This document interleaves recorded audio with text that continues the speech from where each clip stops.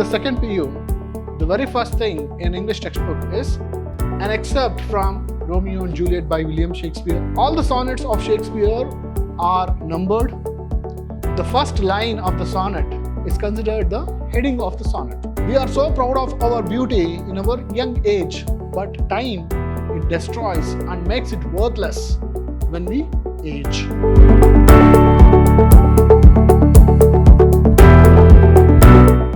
Hello students, I am Anil, Assistant Professor of English, Vidhyaashram First Grade College, the Temple of Excellence, MYSURU. In this session, we are going to look at a sonnet by William Shakespeare, prescribed for the students of BCom first semester. In this session, we are going to look at what sonnet is. We will understand what is a sonnet, and we will go through the second sonnet, sonnet number 2, When 40 Winters Shall Besiege Thy Brow by William Shakespeare. And we will look at the characteristics of sonnets, that is the rhyme scheme of the sonnet in this particular sonnet number 2. About the poet, playwright, you might have all known William Shakespeare. In the second PU, the very first thing in English textbook is an excerpt from Romeo and Juliet by William Shakespeare. You might have already known him. He is one of the famous writers of English literature. He has written 37 plays. Additionally, the researchers are finding 2 more of his scripts. He has written 154 sonnets dedicated to 2 people. Some of the sonnets have been dedicated to his friend, and some of them are dedicated to an unknown woman whom the scholars call Dark Lady. He was an English playwright, poet, and actor. He was born and raised in Stratford-upon-Avon, Warwickshire in England. He wrote many books, I have told you. And he has touched many of the genres. He has touched many different feelings of human beings through his plays. And he is well known for his sonnets. What is a sonnet? A sonnet is a poem which has 14 lines. Very simple thing. A sonnet is a 14-line poem. This word sonnet is derived from Italian word sonetto, which means a little sound or little song. In here, we may consider it as a little song like poetry. It can be broken down into 4 sections called quatrain. We will talk about different types of sonnets. Majorly, for you people, we can concentrate on 2 types, that is Shakespearean and the second one is Petrarchan. In Shakespearean sonnets, you will find 4 sections, quatrains and couplets. So 14 lines you have 1, 2, 3, 4. This 4 lines is called quatrains. This is the first quatrain, and you have second quatrain and the third quatrain, 4 lines each. And finally, you have a couplet, 2 lines, which is called couplet. So this is the arrangement of lines in Shakespearean sonnet. You find quatrains and a couplet. In Petrarchan type of sonnet, you have 14 lines, but you have 8 lines grouped into 1 stanza, that is an octave. Next 6 lines, they are grouped to become sestet. So this is the major difference between Shakespearean and Petrarchan type of sonnets. The arrangement of lines, quatrains and a couplet, an octave and a sestet. Coming to the rhyming scheme, if any of the sonnet is presented to you or given to you, to classify them under these 2 heads, you have to go through certain things. First, go with the arrangement of the lines. Quatrains and a couplet, do they match this style or that style? Then coming to the rhyming scheme, you will have AB, AB, for the first quatrain, CD, CD for the second quatrain, EF, EF for the third quatrain, and GG for the couplet. The first line and the third line, second line and fourth line. Similarly with this quatrain and this quatrain. And the couplet rhymes with each other. Then coming to the Petrarchan type of sonnet, you will have the first octave like this. AB, BA, AB, BA. 8 lines. 1, 4, 5, 8, 2, 3 and 6, 7. They rhyme with each other. Then in the sestet, you will have CDE, CDE, or you may have CDC, CDC, or you may find the rhyming scheme is little bit mixed up here. These two are the major differences in sonnets to classify under these two heads, Shakespearean and Petrarchan. Quatrain and a couplet, octave and a sestet, rhyming scheme like this and rhyming scheme like this. This is how you can understand a sonnet and the types. There is one more called Spenserian type of sonnet, which is not there for you in this semester. You will find a different type of rhyming scheme, which is under Shakespearean type of arrangement. We will move on to the second sonnet by William Shakespeare, When 40 Winters Shall Besiege Thy Brow. All the sonnets of Shakespeare are numbered.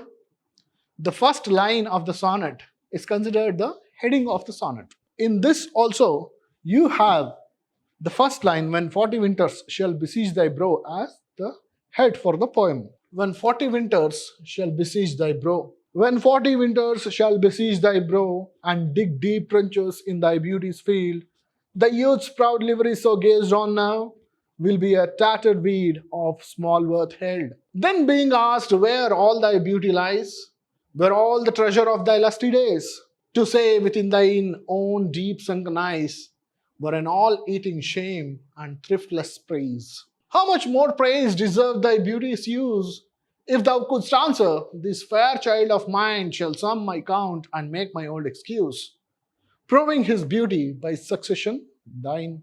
This were to be new made when thou art old, and see thy blood warm when thou feelst it cold. By now I hope you might have got an idea of what the poet is trying to say. Coming to the beginning, let me explain the sonnet. When 40 winters shall besiege thy brow, the poet says to his friend, and generally for the people who are young, he says, when 40 winters shall besiege thy brow. When 40 winters, each year has a winter, and he is talking about time here, time and beauty. So when 40 years come, or 40 years add up to your age, when 40 winters, they attack your brow, your eyebrow, wrinkles, etc. appear, and dig deep trenches in thy beauty's field. When we age, what happens? Our skin becomes weak, we get wrinkles on our faces, we get wrinkles on the skin.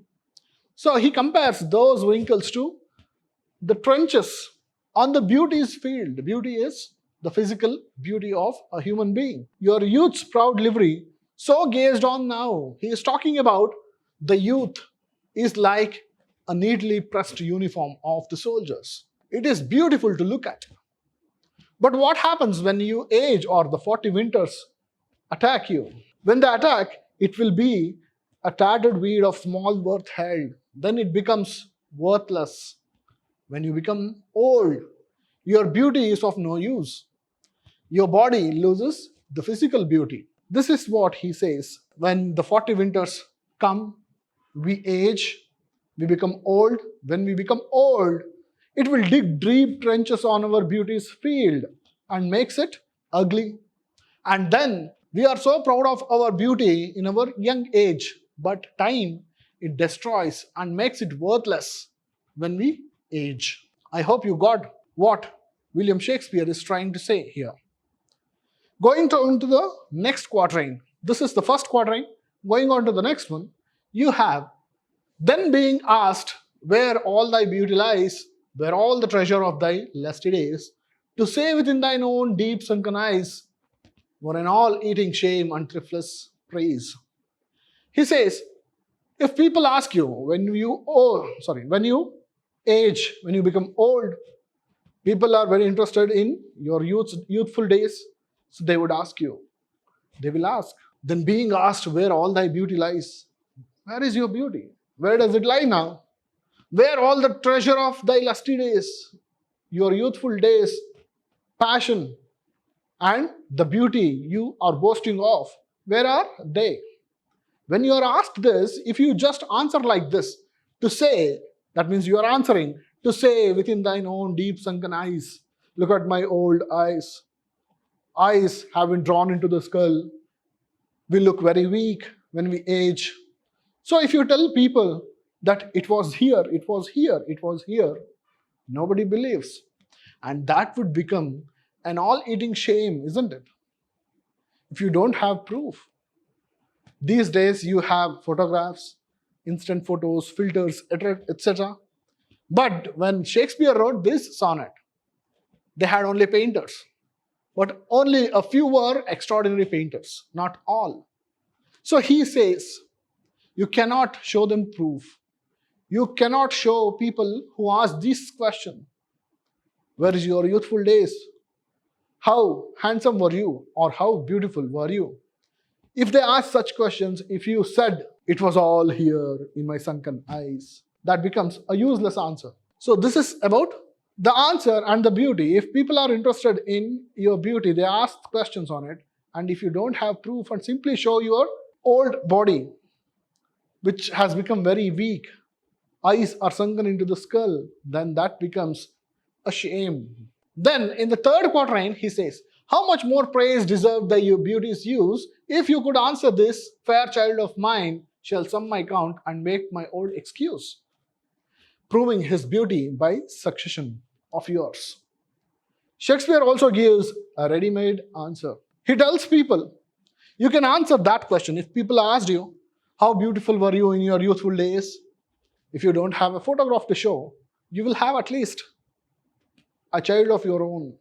He says, how much more praise deserve thy beauty's use?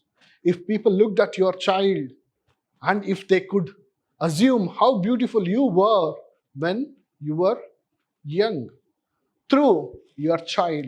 So if thou couldst answer, this fair child of mine, this beautiful child of mine, it sums up all my youthful days, shall sum my count and make my old excuse. My old age can be excused now because I have a proof. I have a child, and that is a witness. That is a proof of my youthful days. So if a child is so much beautiful, people can imagine how beautiful you were. Proving his beauty by succession thine. That means you have already passed on your beauty to this child through procreation. William Shakespeare is trying to tell his friend and also a common message to the people that you are beautiful, but you don't retain that beautiful forever. Beauty is not going to remain forever. So what are you going to do? You will lose it one day through aging. So when you become old, you need to tell the whole world that you are handsome or beautiful. But how are you going to do it? So you are going to do it by this method. You will have a child, you will pass on your beauty to the next generation, and people can assume how beautiful you were. Finally, in the couplet, William Shakespeare says, this were to be new made when thou art old.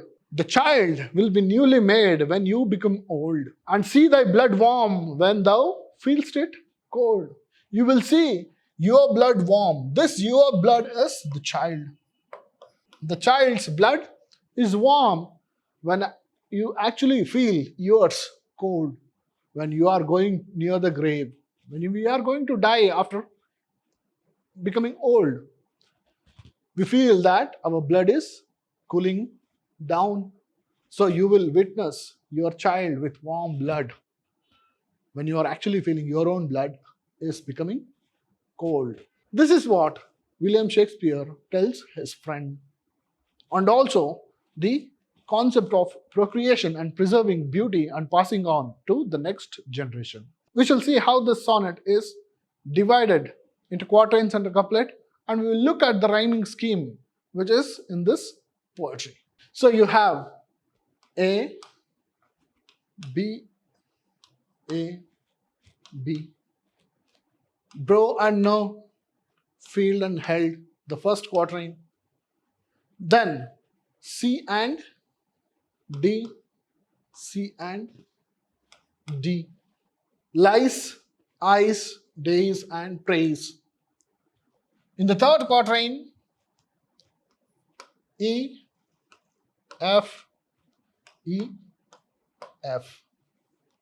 Use, excuse, mine and thine.